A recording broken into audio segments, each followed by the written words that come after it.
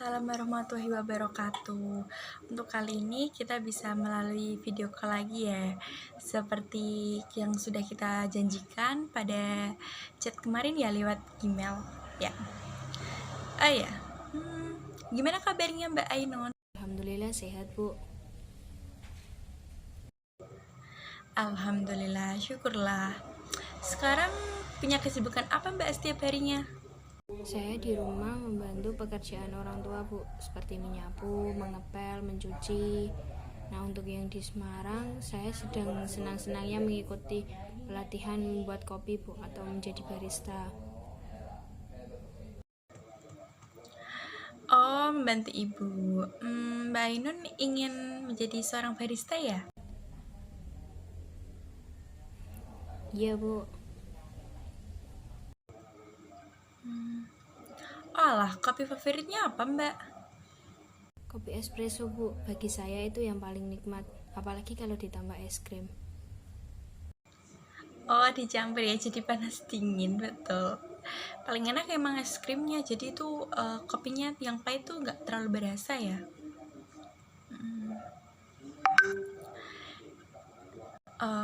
Dari topik pembicaraan Bainun ini, apakah ada hal-hal yang ingin kita diskusikan secara bersama?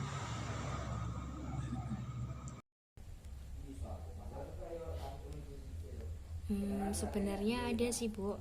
Cuman memerlukan banyak waktu. Baiklah, tidak apa. Senang sekali jika Mbak Ainun mau menyetujui proses cyber counseling ini. Dan saya sudah meluangkan waktu untuk beberapa menit ke depan.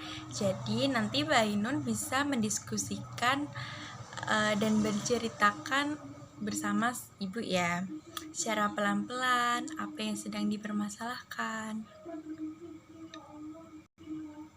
Nah, perlu diketahui sebelum proses ini berlanjut ya Mbak Ainun, perlu diketahui bahwasanya di sini ibu ini bukan seorang Wonder Woman atau perempuan ulung dalam menyelesaikan masalah, tetapi kita berdua mencari win-win solution atau mencari solusi untuk permasalahan yang sedang Mbak Ainun hadapi. Untuk itu, apakah Mbak Ainun siap untuk menceritakan permasalahan yang Mbak Ainun alami? Baiklah, Bu, terima kasih pengertiannya. Dan saya bersedia menceritakan tentang permasalahan saya. Seperti yang saya katakan tadi sebelumnya, saya baru senang-senangnya mengikuti pelatihan membuat kopi atau menjadi seorang barista. Saya ingin membuat coffee shop. Nah, sebenarnya saya memiliki uang jajan, Bu. Jadi uang jajan saya tabung dan saya gunakan untuk membuat alat menyeduh kopi.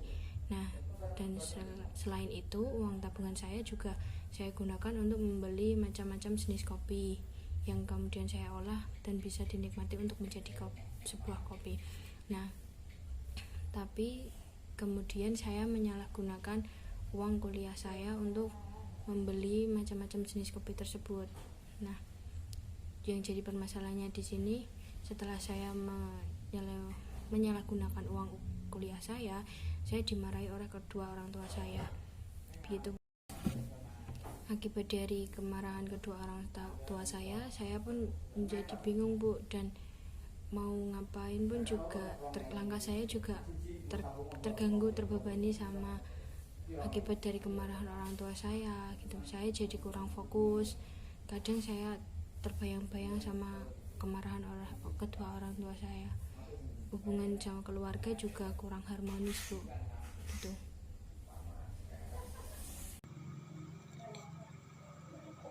Baiklah. Ya.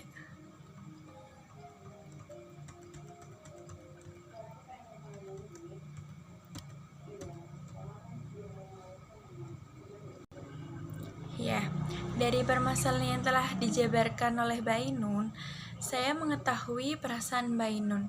Ini pasti sulit untuk menyikapinya dan tidak mudah ya Mbak ya.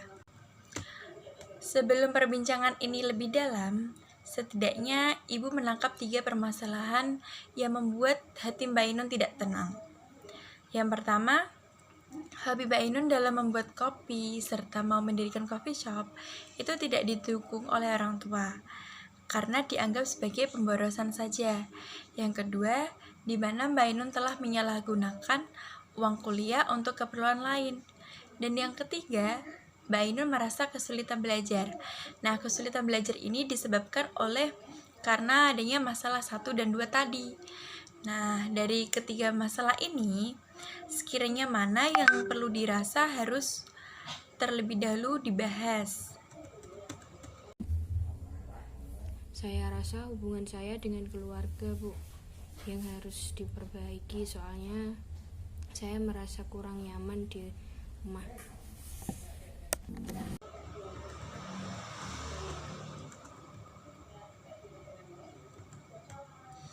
Iya, saya sangat tahu perasaannya Mbak Ainun ya.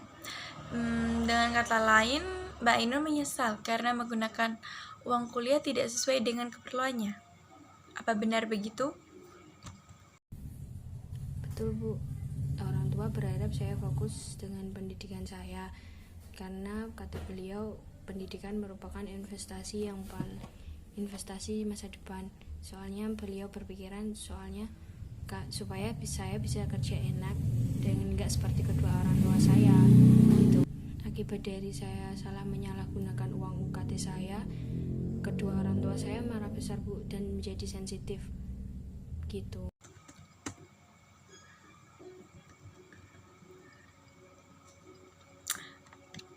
Oh, jadi adanya perbedaan prinsip antara Mbak Ainun dengan orang tua ya? Mungkinkah ketakutan yang dimaksud adalah sebab dari kemarahan orang tuamu, Mbak?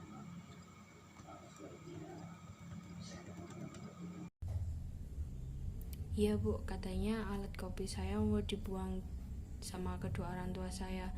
Saya membayangkannya pun juga ngeri, Bu. Dan parahnya lagi, bisa-bisa orang tua saya tidak mau membiayai kuliah saya lagi gitu.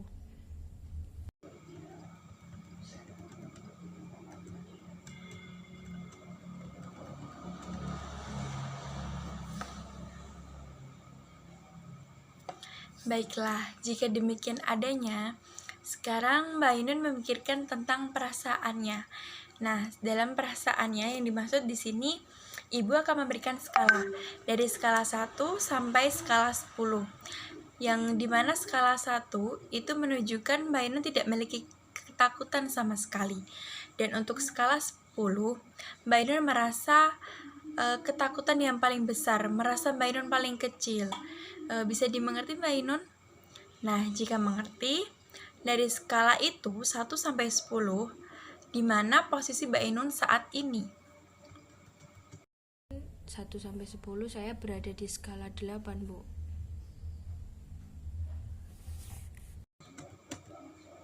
Jadi Mbak Ainun di skala 8 ya. Di skala 8 itu bisa diuraikan kembali tentang perasaannya. Lebih tepatnya itu seperti apa?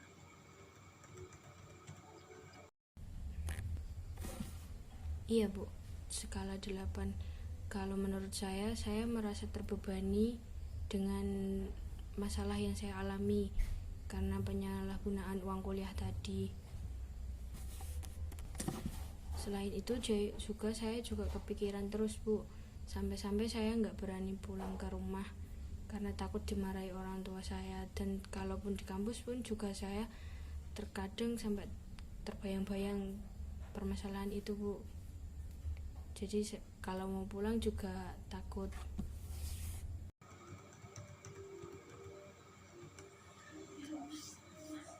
Mbak Ainun mengatakan kepikiran dan terbayang-bayang terus ya. Nah, tapi apakah memang permasalahan itu selalu dipikirkan terus-menerus? Atau ada fase atau saat-saat di mana Mbak Ainun tidak memikirkan perasaan permasalahan yang sedang Mbak Ainun hadapi? Ada sih, Bu. Ketika lo nongkrong sama teman-teman, baca novel, main game, itu kadang itu buat saya lupa sih. Cuman ya nanti ingat lagi kalau nggak main atau harus lagi sendirian gitu Bu.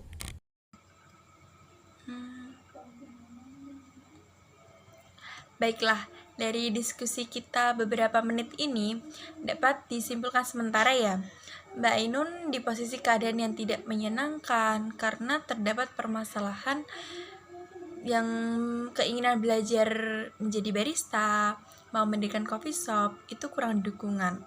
Yang kedua, perbedaan adanya prinsip antara orang tua dengan Mbak Ainun. Yang ketiga, karena adanya kedua masalah tersebut, sehingga Mbak Ainun merasakan masalah yaitu kemarahan orang tua, yang sehingga membawa keharmonisan keluarga itu menjadi renggang. Iya Bu, saya inginnya juga hubungan saya dengan keluarga kembali harmonis Bu. Saya harap keinginan baiknya terkabulkan ya. Selanjutnya, langkah-langkah apa yang hendak Mbak Ainun capai untuk mewujudkan keinginan yang baik tadi?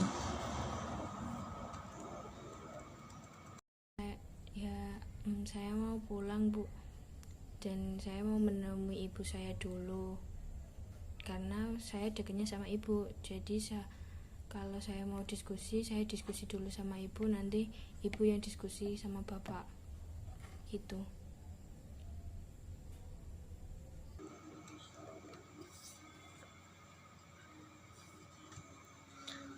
Ibu yang bicara dengan bapak? Iya Bu, soalnya bapak saya itu pendiam, jadi susah kalau mau diajak diskusi. Jadi kalau misalnya saya nanti diskusi sama ibu, nanti ibu saya yang diskusi sama bapak. Apalagi semenjak penyalahgunaan uang kuliah itu, bapak jadi lebih sensitif lagi Bu gitu.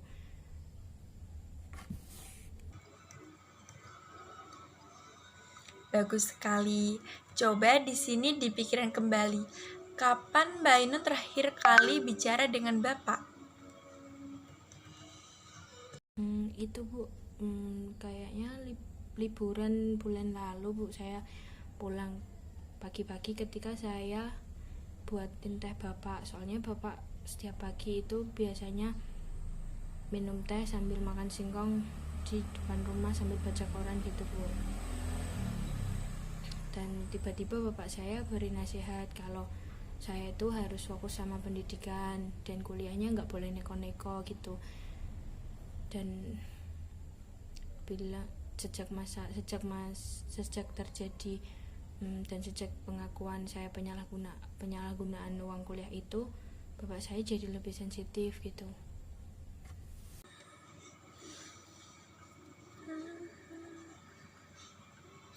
Baiklah, sekarang begini saja. Mari kita sejenak untuk berimajinasi. Sekarang coba kita bayangkan bersama-sama. Waktunya saat ini Mbak Ainun sedang tidur. Waktunya tidur dan keadaan rumah menjadi tenang. Dan saat itulah terjadi keajaiban di mana permasalahan-permasalahan yang Mbak Ainun ceritakan kepada saya tadi itu dapat terselesaikan. Tapi Mbak Ainun tidak mengetahuinya. Dan saat Mbak Ainun terbangun dari tidurnya, apa yang sekiranya berbeda dari kehidupan Mbak Ainun sekarang?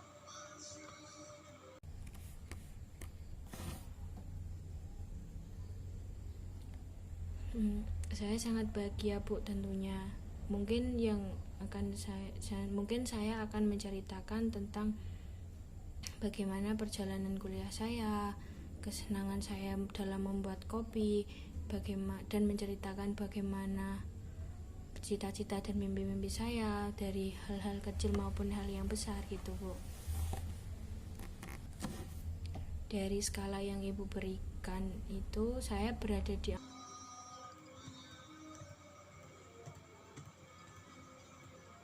Bagus sekali. Di sini seperti yang tadi Ibu sudah memberikan skala ya 1 sampai 10, tapi saat ini skalanya berbeda. Dan Ibu akan memberikan skala kembali. Skala 1 sampai 10. Skala 1 di mana Mbak Ainun merasakan ketakutan yang sangat besar. Ketakutan yang sangat besar dan tidak memiliki perubahan dalam diri karena adanya permasalahan tersebut. Yang skala 10, Mbak Ainun itu merasa sudah lega, sudah memiliki masalah yang mulai ringan karena lega dan mengetahui tujuan-tujuan positifnya, mengetahui langkah-langkah apa yang hendak dicapai. Jadi saat ini Mbak Ainun di posisi skala 1 sampai 10 yang mana? Saya berada di skala 8, Bu, dimana saya yang dulu merasa terbebani dan masalah saya nggak akan kelar-kelar dan hubungan dengan keluarga saya kurang harmonis. Tapi saya yakin kalau permasalahan akan selesai dan hubungan saya kembali harmonis, Bu. Gitu.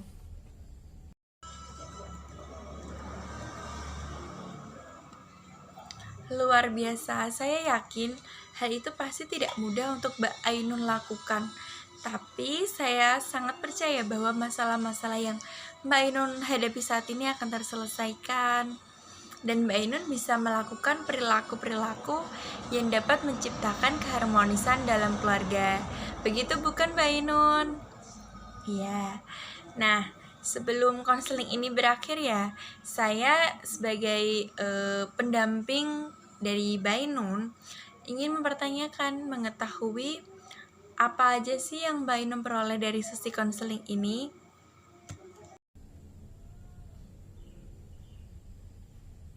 Awalnya saya merasa terbebani dengan masalah saya, Bu, dan nggak tahu langkah apa yang harus saya lakukan, bagaimana cara saya menyelesaikan masalah. Tapi setelah proses konseling ini, saya merasa saya tahu langkah apa yang harus saya ambil dan apa yang harus saya lakukan, yaitu saya minta pulang ke rumah, saya minta maaf dengan kedua orang tua saya dan mendengarkan apa yang menjadi keinginan orang tua gitu, Bu.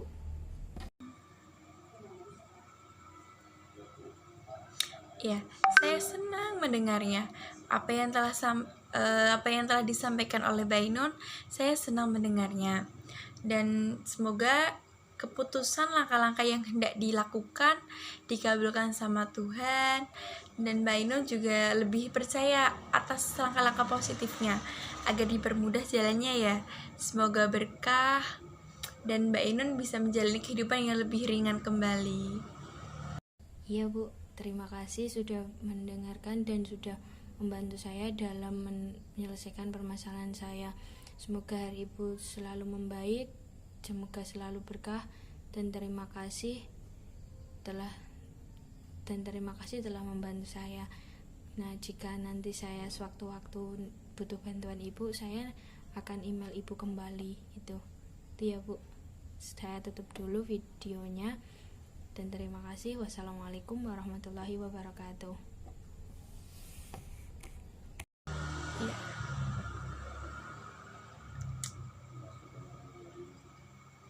Iya Mbak, sama-sama.